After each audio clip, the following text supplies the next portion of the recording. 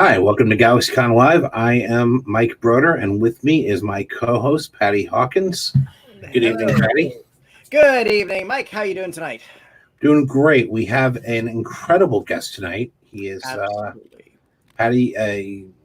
Does he even need any introduction to our audience? I will say this much. I'm so excited for our next guest because truly, he's somebody who I felt like I really witnessed an incredible arc of the development of his style, going back from before I even knew who comic artists were, and we'll talk about that as being in his career, to his place now. I just felt like I enjoyed and have watched his work progress from the beginning and going on to it now, and we finally get a chance to talk to him. So if you don't know who John Romita Jr. is, then I promise you've seen and enjoyed his work. If you don't know who John Romita Jr. is, you haven't been reading comics for the last 40 years. Yeah. So without further ado, Mr. John Romita Jr. Gentlemen, how are you? Sir, we are good. How are you? All right, I'm curious. There's two things. Number one, you said there's going to be an incredible guest on. Do we have to wait long for this? Is it just going to happen in 15 minutes? Just let me know, because I can fill the time until the guest we have today, Patty tells me, was 1984 was the hunk of the month. Patty, was it the hunk of the month? I believe it was around 84. It was a shot of John Romita Jr. hunk of the month and all, like, oh my God. In that little newsprint, black and white, that grayscale that they would redo photos with. Yeah. I swear to this day that's a practical joke, because it wasn't done with anybody else. I always wanted to get back at Shooter for that. I hope he's healthy. I hope he's feeling better. The best practical joke ever, because here we are talking about it all of these years later. Oh so my God. That was so Jim. You mentioned 40-something years. Isn't it fascinating that I started in comics when I was 5? Isn't that fantastic? It is. I mean, without you, we wouldn't have the Prowler. Yes. That's right. Well, I think I was 13 or 14 then with the Prowler. Who's a major character in a movie last year in the Spider-Man movie. Fantastic. I even got my name on a movie. That's and a Marvel movie at that. That's right. Yeah. It's about time. Nice to see you guys. Thanks for having me on. It's a real pleasure. Well, thank you for being here. Thanks to Spencer Beck from the Artist Choice for helping arrange this. Good man. He texted me and said, "You bleep. You're making them wait. Get on." I'm quite sure Spencer is in our chat room, and I'm quite sure that we'll see some of his comments scroll at the bottom. Okay, good. We know Spencer. He doesn't like to stay quiet. He's a good man. Absolutely. Speaking of good man, I'd love to go back to the beginning, and you are, of course, the second member of your family to be involved in this. You grew up in a professional comic book household. I'm sure you've been asked that before, but what was it like when you began to realize what your dad did for a living?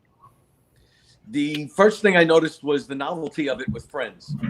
It took a while because it wasn't the kind of thing that was prevalent for kids my age. And then I realized it was becoming something.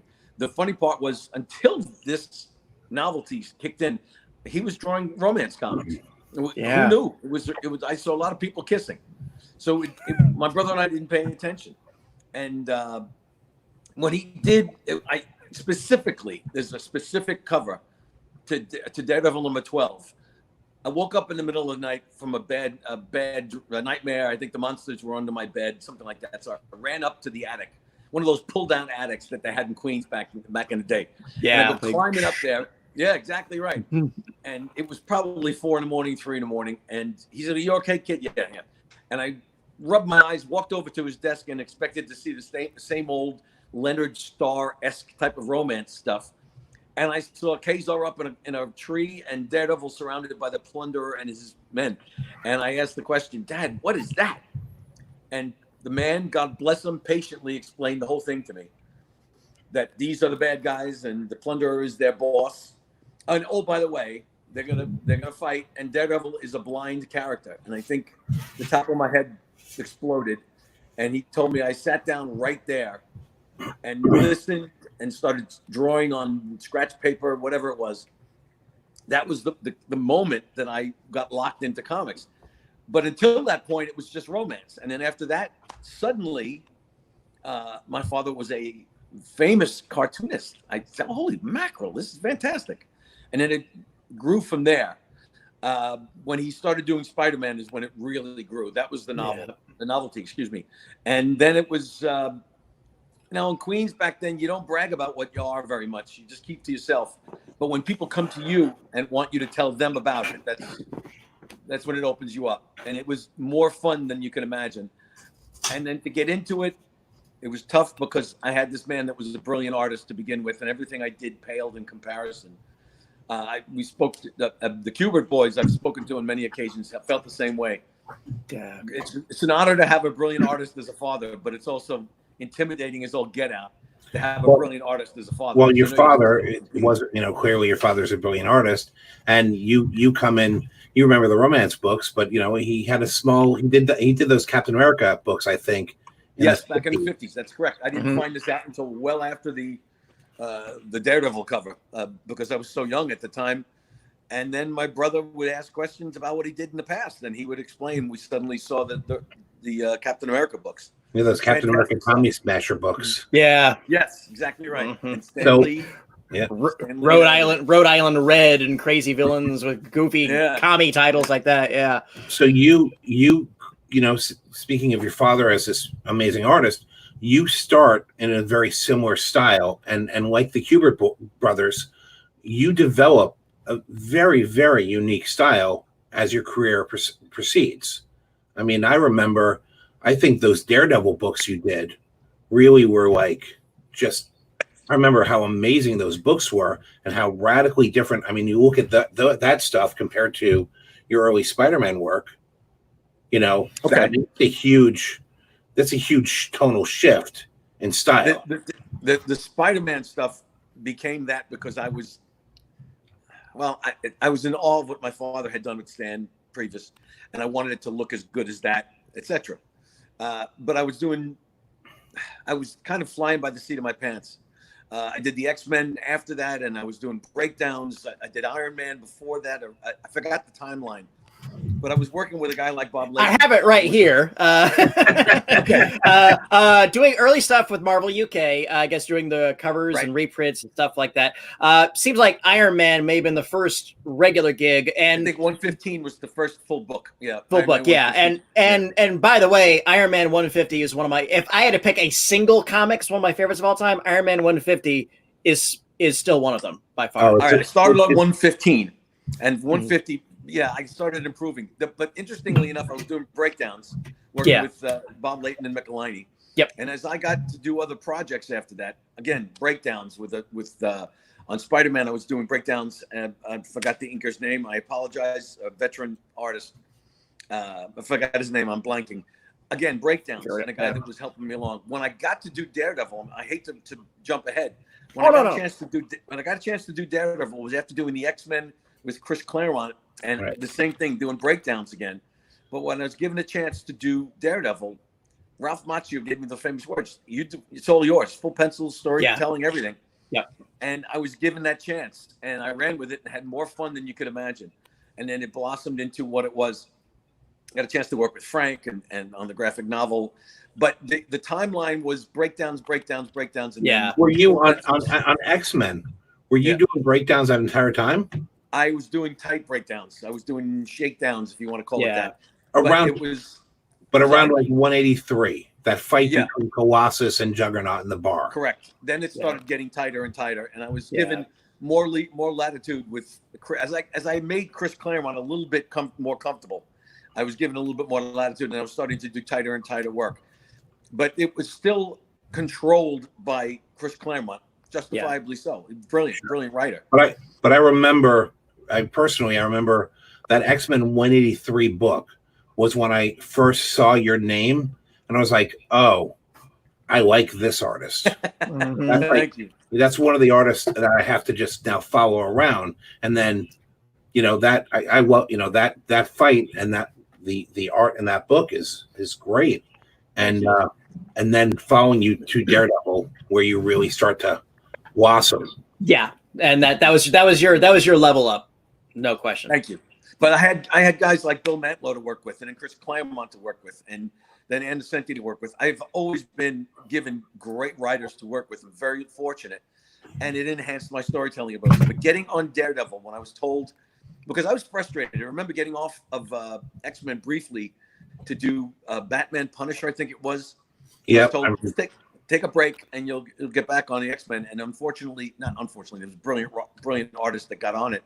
I wasn't given a chance to get back on the X-Men. I was very disenchanted, and I was thinking about going into advertising. I was thinking about getting out of the industry. And which was your original? That was your original degree, wasn't it? That's correct. Yeah, advertising illustration. That's correct. Yep.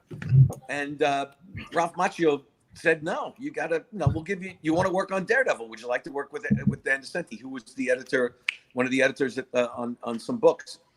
And I just, yeah, okay, I'll give it a shot. And I had more fun doing Daredevil than you could imagine. And then it blossomed into the storytelling abilities. I was able to give some suggestions on stories and plotting. Anne was great. She allowed me to do these things. And the artwork improved in leaps and bounds in my own mind. I felt more comfortable. And Al Williamson, when you work with a guy like Al Williamson, everything looks so much better than it started out to be.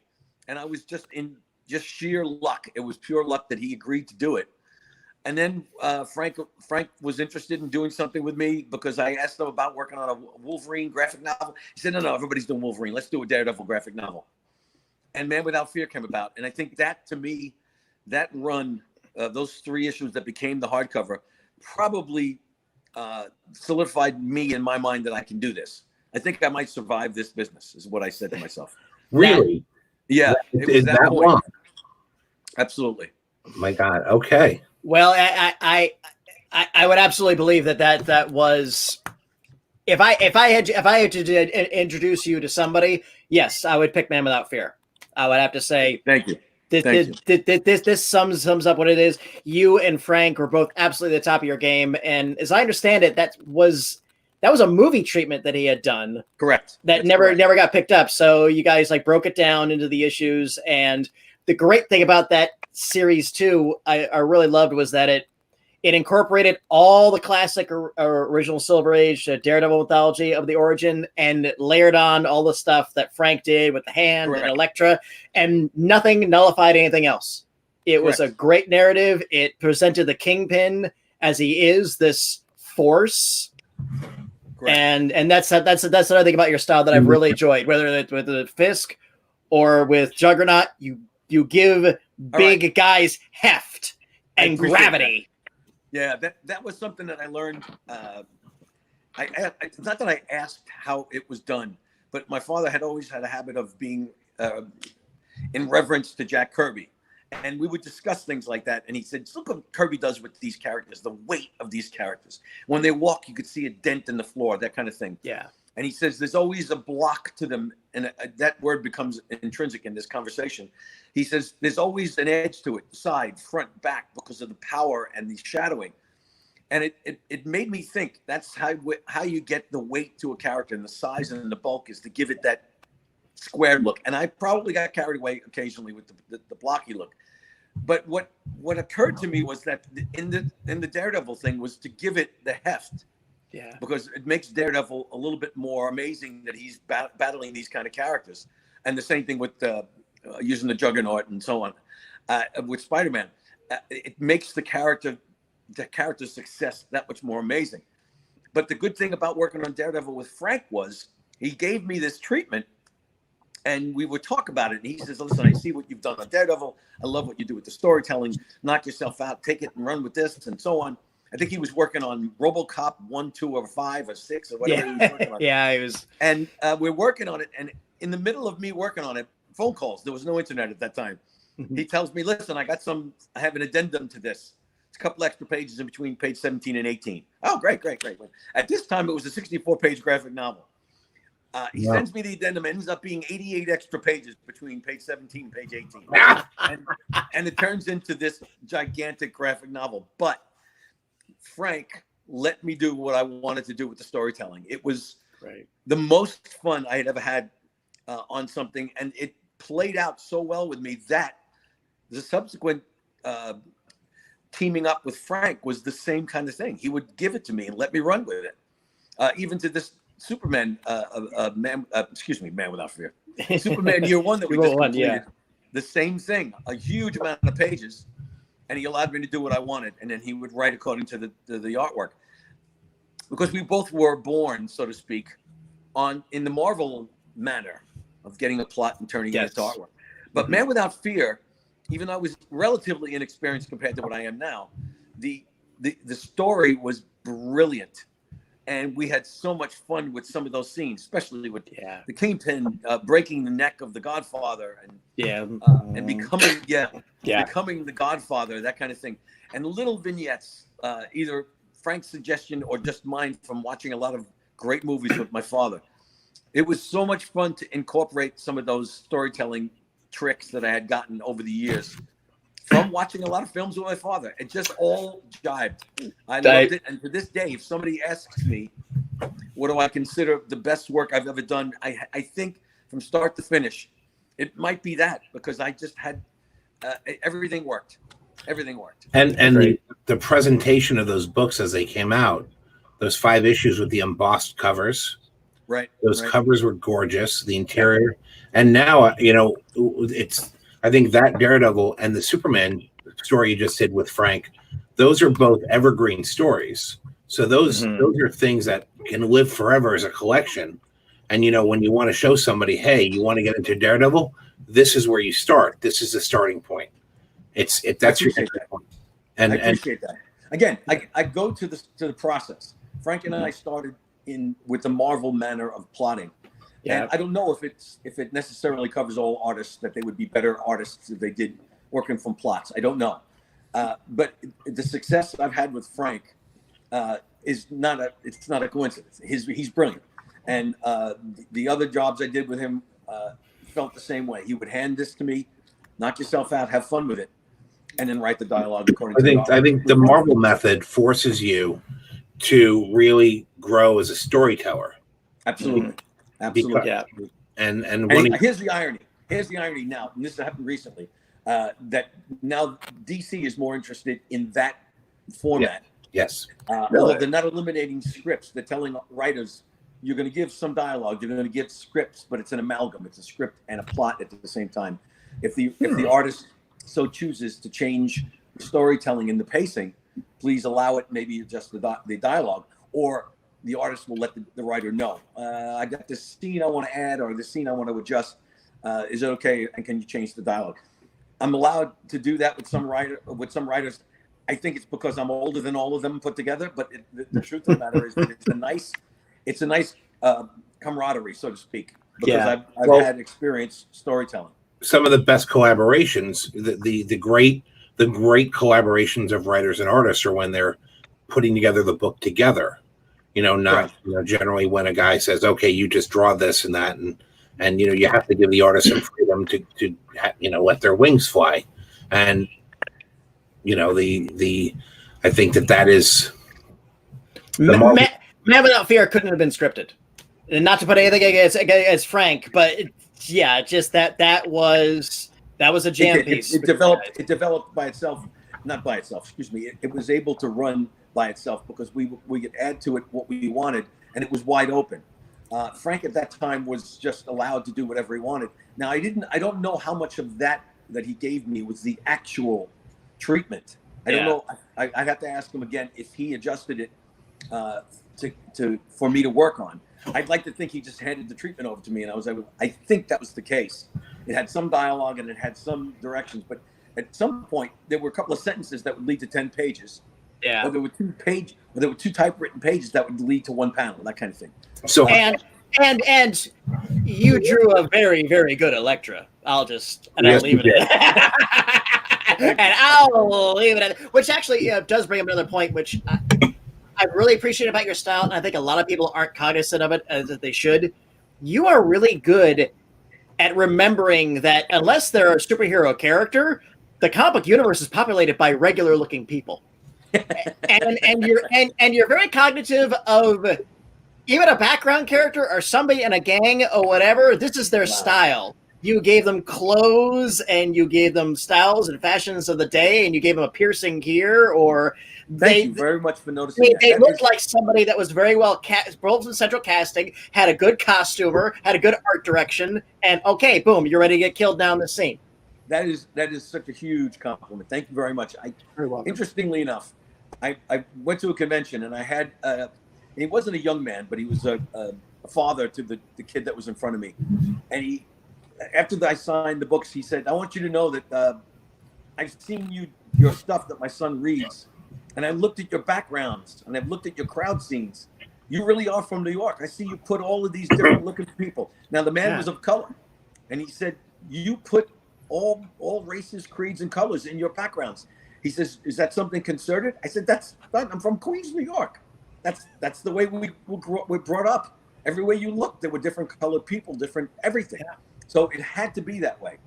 Not that somebody from North Dakota was just going to put a whole bunch of white people in the background. No. Yeah. But being from Queens, New York, it's a huge advantage. And it did. And I appreciate that comment you just made, more than you know. And the good thing was, speaking of the Juggernaut in that scene with Colossus, that's my friend's bar, the Grand Tavern, rest in peace. And we destroyed it. I threw all my friends in the background, and some of them just got such a kick out of it. But that was the Grand Tavern, and I had a blast. It was in Queens? Yes. And of course, it's no longer around, but I used that place as the not that I go to bars very often, but my friend owned it, so we had to frequent it. The food was great. Yeah. Great. Yeah. So yeah, you hit that ground running. I liked the run on Thor. It was really interesting to see you kind of cut loose in the Kirby mythology and your take on it. Cosmic stuff. That's right. Yeah. To my point, it was a lot of down to earth characters. Yeah. Which I had said on many occasions I enjoyed, whether it was Spider-Man, Daredevil, Queens, New York, that kind of thing. I remember my father driving us past the area where Spider-Man lives when we were kids. This is Forest Hills. Spider-Man lives in that building. So that stuck with me. But then doing Thor was such an out-of-body experience because it was so cosmic. It was way out there. And Dan Jurgens and I had a blast. We just loved it. And Klaus Janson, that book is the look of that series is as good as it is. A lot due to Klaus Janson's brilliance. That run doesn't get the love that it deserves, in my opinion. I think it's an underrated gem. It really does. That was just again. And I got a chance to do Mangog. Come on, Yeah. that is one of the coolest characters of all time. And then also what's that gigantic dragon? Fin Fang Foom. Fin Fang Foom. Yes. Yeah. Yes. The greatest villains, the greatest characters.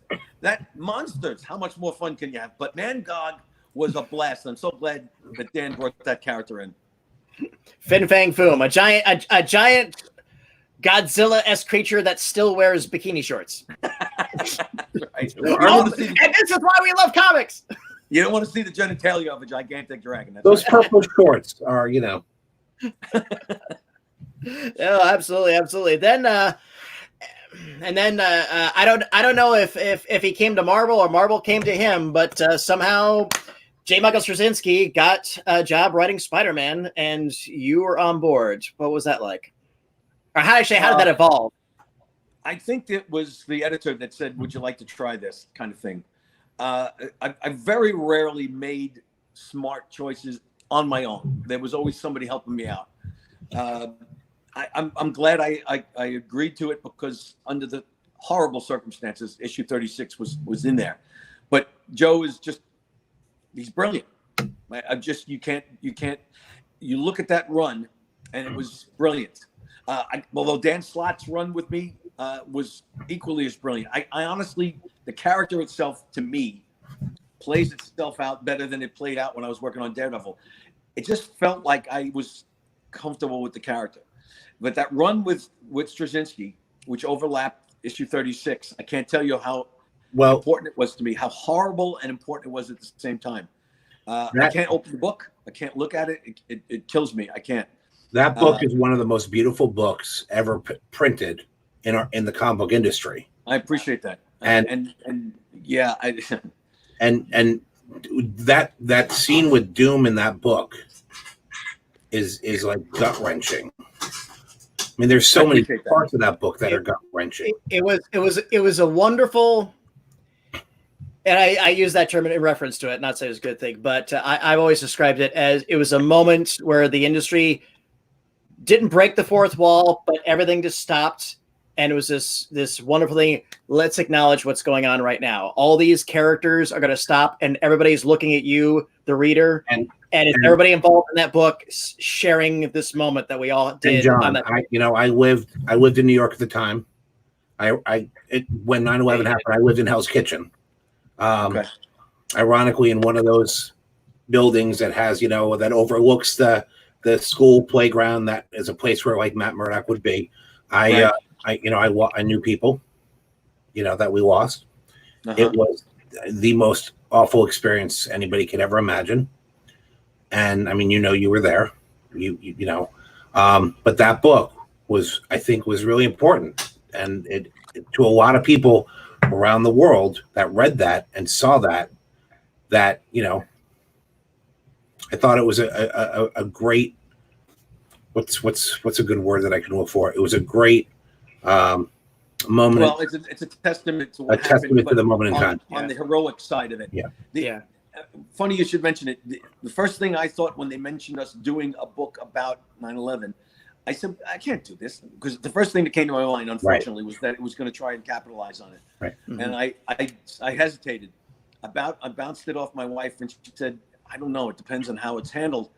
My father said, don't do it. That would be terrible to try and capitalize on such an event. And then somebody explained to me what the story was, that Straczynski had come up with this idea. And it came from the term, there are no words, because Joe said, there are no words. How do I do this? There are no words. And apparently a light bulb over his head, and he played from there. That was Spider-Man's words. There are no words.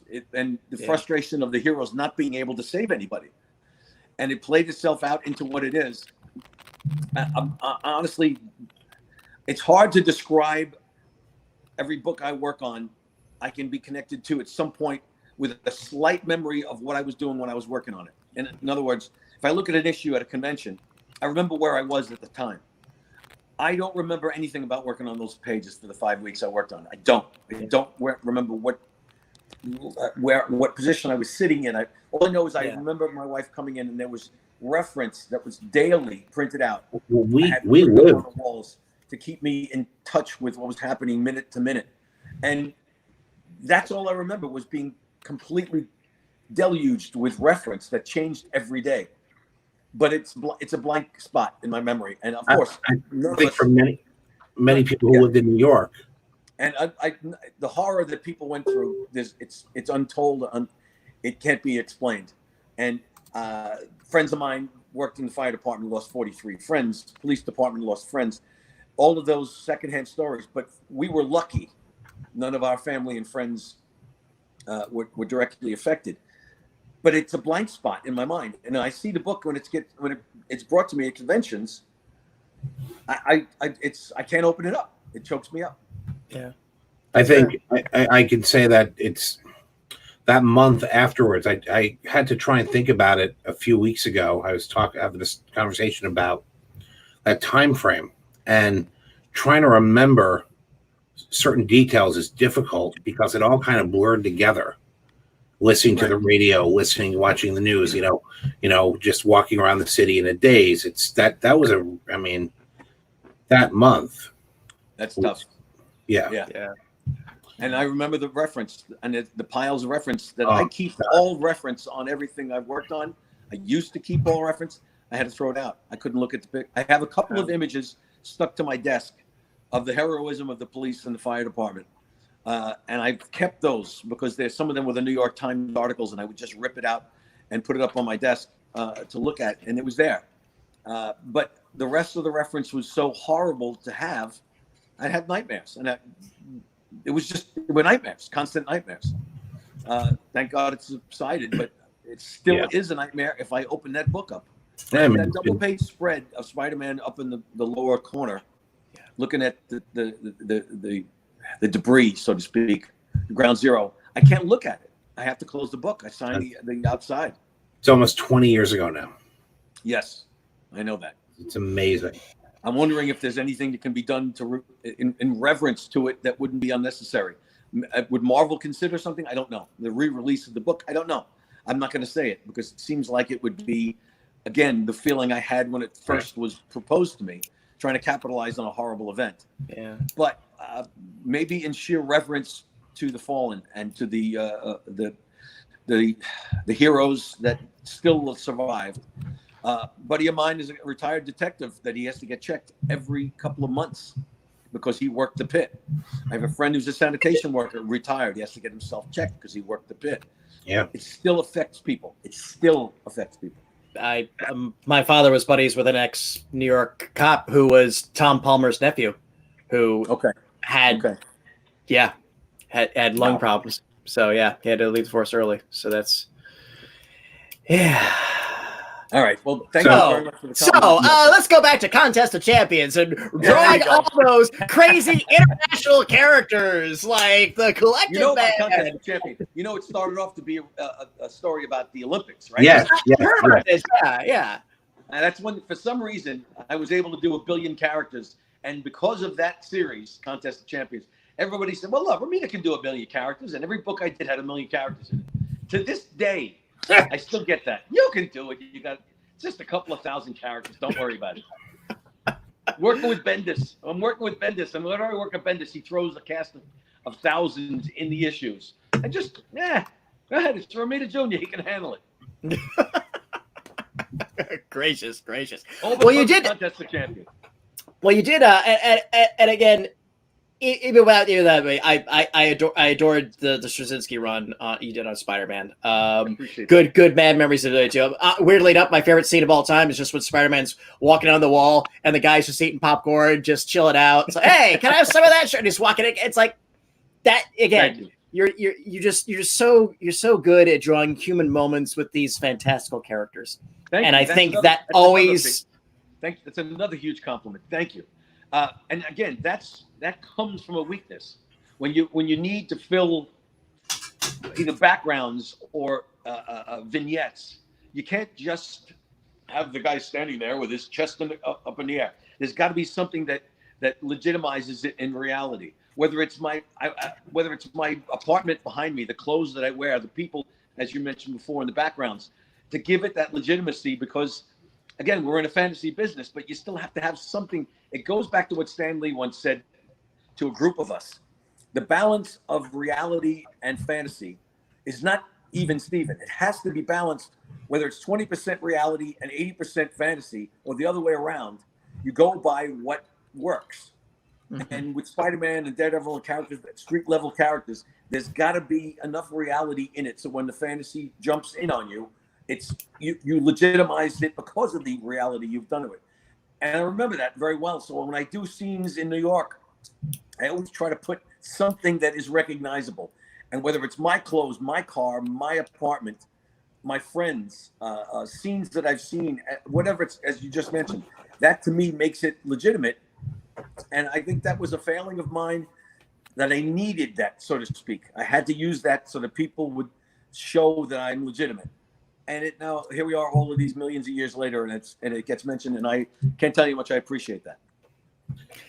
Credit where credit is due. Thank you. Great compliments. Great compliments. Thank you. You're very, very welcome.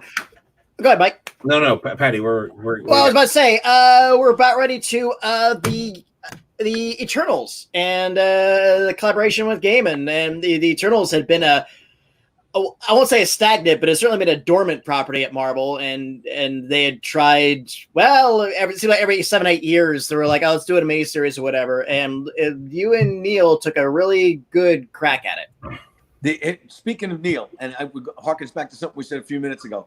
Neil was the writer that you get a script from Neil, you follow it, and you just enjoy it. He said something to me that sticks with me as one of the best compliments I've gotten from a writer. He said, "I know what you can do. I've seen your storytelling. So I'm giving you a script, but do not feel that you have to follow this to the letter of the law. You do what you want, and I will change according to your artwork." The ultimate in compliments from a man like Neil Gaiman. Wow. And I enjoyed it. completely. And again, the artwork, I was so proud of it because I got a chance to work with another brilliant artist. It was just wonderful. And again, I get a chance to go to that movie whenever it comes out. Again, a lot of good quiet moments in that as Thank well. you. You know, when Thank Zurus confronts Puck and does what he does. Yeah, that's Neil allowing me to play with these characters. And again, the reference going back to Kirby's stuff and looking at Kirby again, I would plaster the office with some of Kirby's artwork to give that feel. Same thing what I did with Thor is to give it the heft, to feel that power. Yeah. And with Thor, you get power. And ironically, doing Superman, another guy with a red cape, the same feeling of power. You have to have it in there. But working on the Eternals, wow, having Jack Kirby slay it at first, there you go. It makes it easy to do. Mm-hmm. Mm-hmm. Speaking of slaying, you certainly did a lot of that in Kick-Ass. Oh boy! You know what's funny? You know what cracks me up about that is we were talking to the realtor today, and the realtor was telling the other agents that were visiting, brokers, that this guy's a cartoonist. And she said, "But you may not have seen this, but have you ever seen Kick-Ass?" Oh my God, they're still kicking. So there's a linchpin. It's a film. So they said, "Wow, you know." Yeah. That became another thing that I hesitated on. My wife Kathy was the one that talked me into it because I had worked with Mark on the Wolverine series. Yeah. And he said in the middle of it, "I have an idea that you might like. It's creator owned. It's adult material." You know, yeah. And I said, I don't know. And to myself, I don't know if I could do this. I had been working, the straight-laced stuff with all the artists in the past and all the characters in the past, and thought I would be doing damage to myself by doing adult material. My wife Kathy said, "Are you crazy? Look at this. This is going to be fun. New characters. Try it." And the problem I had was, how am I going to apply this insanely adult material to comics? And it turns out all I was able to do was do the same storytelling process, only with insanely adult material, and it played out well. I just had to come up with different and new and inventive ways to kill people. Well, and occasionally I'd go to bed at night and I can't think of anything. What do you think, Kath? You got something in mind? And she said, "Well, no, I don't, but maybe you ought to sleep on it because this is a sick conversation," she'd say. "You're trying to come up with new and inventive ways to slay people." I said, "Well, I don't want to cut people's heads off because that's the ultimate. How about if I just disembowel a couple of people?" And this is the kind of conversation I have before I go to bed. And it's comedy, but again, without my wife's promoting this as a good idea, I may not have done it. So my wife gets all the credit in the world. And then working with Mark was just a blast. And 2 issues into it, he gets drunk at a party with Matthew Vaughn, and boom, a movie is born. Unbelievable. The man is the epitome of hustle. I know. Seriously, I have the most incredible regard for him in that way too. He never settled from where he was. He just kept going up through comics, and when he got to the comics, he was like, "I am jumping now, while I've still got this wave." Brilliant. He's a brilliant writer. It's hard to describe how brilliant because his success is what it is. Tell him to come see us here. Well, there you go. I'll tell him. I will tell him. And Kick-Ass was incredibly successful, just even as a book, even without the movie. Yeah. Yes, it was. And the both of us regret not continuing longer, but he had opportunities to do other things, and it had run its course, it seemed. Now, I think the second iteration with the new girl was as good as, if not better, but only because it wasn't brand new. But I loved the second run. Well, I did very much enjoy the recent one with the woman. Yeah, that was a good book. And that's Mark's idea, and I think the character's brilliant, and I would love to see that character somewhere. So if anybody's watching this that has any sway with movie studios, don't be stupid. Put this lady in a film somewhere. No, and the story it's a great story. And, I agree. Especially with the children, the fantasy of that this woman is taking over organized crime to the betterment of society, so to speak, and at the same time tamping down on crime while she's got kids. And has the training. Yeah. And has the background and the training to do it. Mm-hmm. Yeah, agreed. Yeah, again, there's a legitimacy to the character that turning war vet. Yes. Yes, So absolutely. speaking of war vets, Clark Kent, All right. private in the army, Navy. Navy, Yeah, private. yeah. That's Just right. seaman and identified for Sorry. seaman training. Yeah, you know what's funny is the process of how that played out. Frank's idea to put him on a cruise ship, on a battleship in the Navy. And I don't know exactly how I phrased it, but the trainer that I worked with was in the Navy, and he said, "Wow, Superman in the Navy, it's a great idea. So he's got to become a SEAL."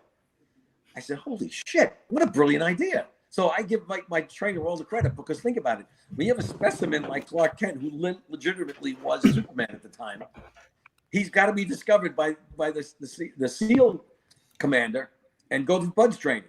And then we played it out. Frank and I played it out with his commanding officer, and I loved the way it played out. I really enjoyed it. No, it was absolutely.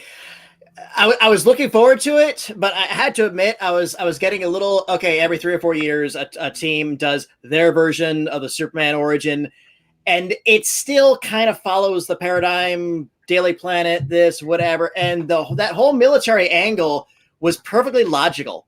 It perfectly made sense that Clark would want to serve his country and everything else. And I also loved that it wasn't his physicality; it was the fact that because of his supervision made him such a marksman that got him identified for SEAL training. That I thought was boom. Yes. And then trying to balance it, that he knows what he is and doesn't want to hurt anybody. He finds out that he has to be a killer. Those little things are what Frank does best. I was given a chance to play this all out, but Frank said, remember now, when he realizes that he is tantamount to being an assassin, not literally, SEALs are not assassins, but they have dirty jobs to do. When he realizes it, it's an ironic take and a brilliant take. Frank deserves all the credit on that one. I loved it, and I love that it was real. And even the training scenes in Bud's training when he's doing the self-defense stuff, I can't get this guy too easy. I got to make it look good. Yep. I love that kind of stuff. And he doesn't want to shame the other guy either. He is absolutely humble. Right. He's not there. Oh, I can't let them find out I'm superpowered. He's like, I can't let these guys lose their sense of pride. Right. Again, and that's Superman. Yes, that's Superman. He wants when he gets drummed out and they clap, they applaud for him. Those little vignettes by Frank were brilliant. I was given so much latitude to play with it, but Frank gives those moments, those vignettes, the legitimacy the story needs. And people complained about the variations on the origin, but I thought it was start to finish. And I worked on paper. Again, this was the large format. I still to this day could probably wallpaper 2 houses with the size of the paper that we worked on. And Danny Mickey had to use gallons of ink because of the size of the paper. And he and I joked how much ink he used. He laughed, but he worked hard. Danny Mickey did brilliant work. Anybody who would complain about that would be the antithesis of me, that I was just kvetching about how Superman reboots tend to follow the same skeleton of, okay, crash, a baby, let's raise him, son, use your powers, okay, dad, and no, I thought it was a very unique way to tackle a story that's been told 100 times. I agree, but that was Frank's. Now, the funny part of this is a great collaboration with Frank and me. Is that when he gave me the plot to begin it, he said the words through the eyes of the child, meaning that this alien super being as a child experiences this. And I took that to mean I wanted to see what the baby sees. So the first, I think, 8 pages was from the eyes, literally the camera being the eyes of the child. And it was a variation on something. And I felt a little bit better about it because it was a slight difference until he crashes and it's all black and he pushes the dome open and there's Jonathan Kent staring down at him. And we're able to do things that I think should have been done. The baby touches his face. Oh my God, I've landed. Where am I? I had so much fun with it. And Frank allows that to happen. Brilliant. And there was a lot of the Silver Age, elements in the story in a modern way, and things that some people like Lemuris, things that some modern writers tend to just discount. Frank really went back. He did. Brought in some really cool old stuff. Mm-hmm. And then the football. I mean, Clark Kent playing football, his awkwardness with girls, all of that stuff. You take this character that hasn't been explored. You think it's been explored to the nth degree, and then we got a chance to peel a couple more layers to the onion and find moments that hadn't been explored, especially the lunchroom. His awkwardness with girls. Lana Lang. She's on top of the roof with a sign that says "I love you," and only he can see her. Yeah, little moments like that hadn't been explored. But the football thing was great, and it plays towards the same thing with the Navy.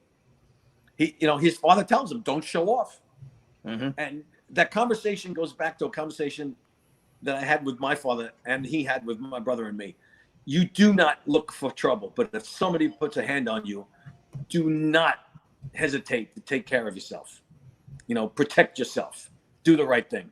So no, do not look for trouble. But if somebody lays a hand on you, take care of business. So that's the same kind of conversation. And Jonathan Kent had more effect on Superman than his biological father. Absolutely. I'm always been a Pa Kent is the linchpin of the Superman mythology far more than Jor-El. Not to take away from the character, but I'm always yes. It was the humanizing that the Kents gave him. The mother was the typical mother. No violence. We know you're special. Don't you dare.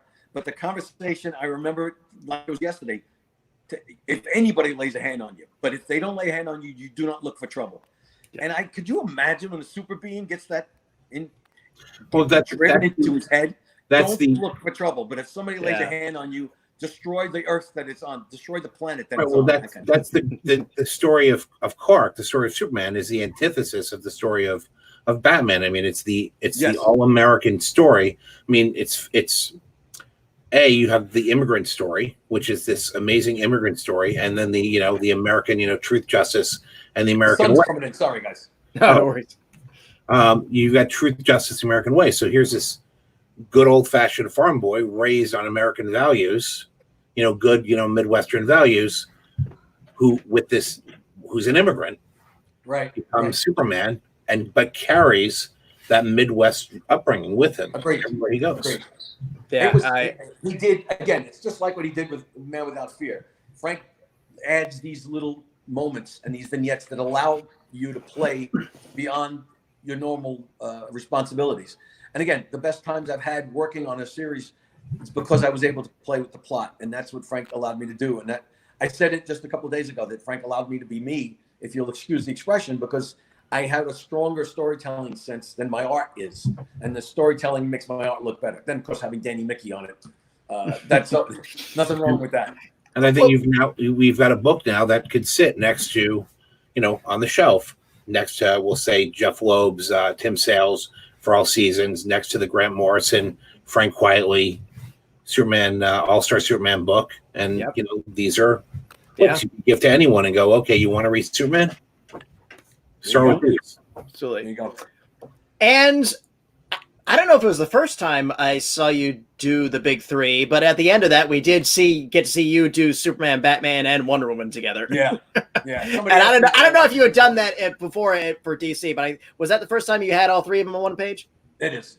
And I have a hankering to do a Wonder Woman story. I don't know about doing a series, but I'll buy it. It's a great character. It's a brilliant character, and especially I don't like skinny-looking superhero women, so I would love to put some muscle on this woman. See what she looks like with the buff shoulders. Actually, at the end of that issue, she looks a little bit too buff, so I have to be careful.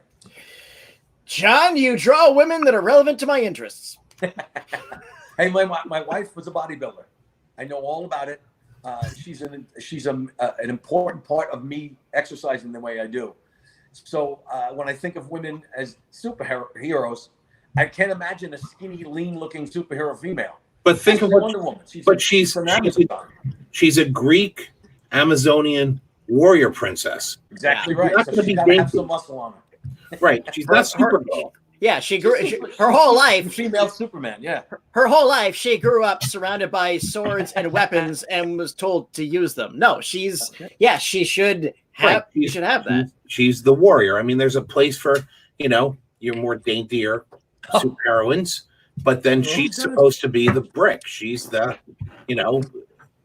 she's gonna take it down. Yeah.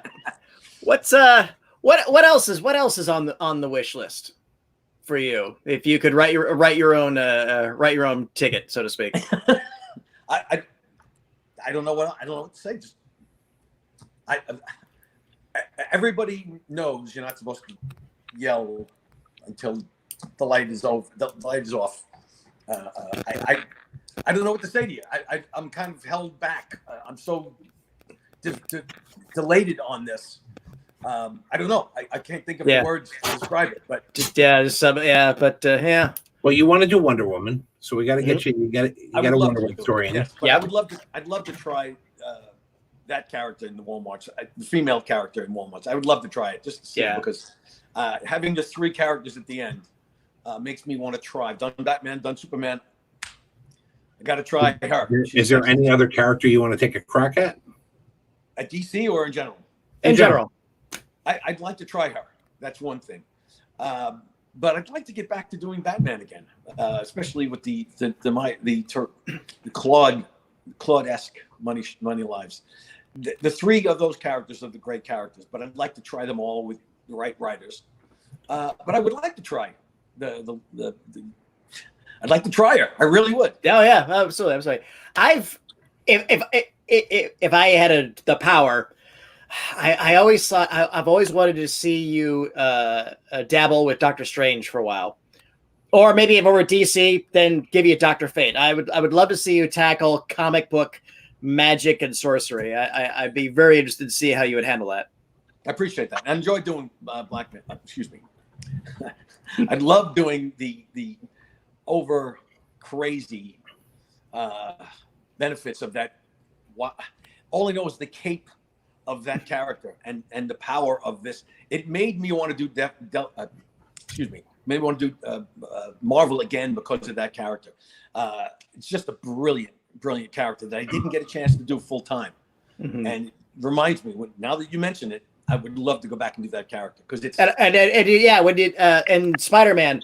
I don't know if that was just your affectation to it, but I love how you turned the cloak into kind of a robe when the entered on in. It's like, oh, come on. I right away, I was like, I really want to see Romita Jr. screw around with the Ditko isms that he ingrained on. And it's interesting to see how over the years, some people have tried to go through that. And some people seem like, I'm just going to do my own thing. I just know that Doctor Strange is such an enigmatic character for me. I've watched it as a young man when I was watching done by other artists. But I would love to try it. I really would. Except now, who knows what's going to be next offered my way. I'm working on exactly. But Doctor Strange has always been a fascination to me. And if I had my druthers, I'd love to see your take on the New Gods. Really? Well, you do Kirby's world very well. Between Eternals and Thor. And so New Gods is very much a Kirby, between Darkseid, I don't know. Right now, I'm a DC guy, but we'll see. We'll see how things play out. I'm enjoying myself with the DC characters. I'm working on good characters. I'm having a good time. What's on the horizon project-wise that you're allowed to talk about? I'm just working on Detective Comics, and I've done a couple other things, but it really depends on the projects offered to me. I can't say. Honestly, I can't tell you. Yeah, a lot of we get it. We're just all glad that you're working. And so am I. And that's the good thing about being a cartoonist. We still have jobs assigned to us, especially under the conditions and under the business sense. But I'm able to work, and as a cartoonist, it's there. As long as I put it out, we send it, we ship it off, we send pages out to Klaus Janson, and I'm still enjoying this job. I still love it. But who knows what's going to be next? I'm so tempted to talk about it, but I can't talk about it. Come when you're allowed to. Come on back. We'll have you on, and we'll talk about whatever it is. I think that's a great lead into the next time we talk. I tell you what, It's 8 o'clock. I think I've said almost too much because I'm running out of things to say. I don't want to No give away worries. too much. No worries.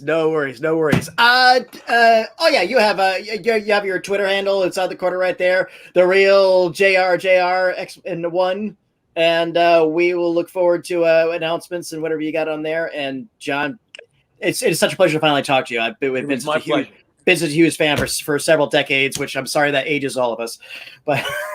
Thanks so much, guys. It was a pleasure. And we really look forward to when society comes out of the pause we're in now. We look forward to having you back on our stages in front of your fans.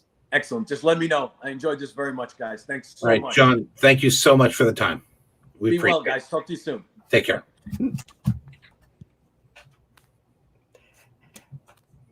And thank you everyone for watching. And Mike Vendette, go ahead and roll us out.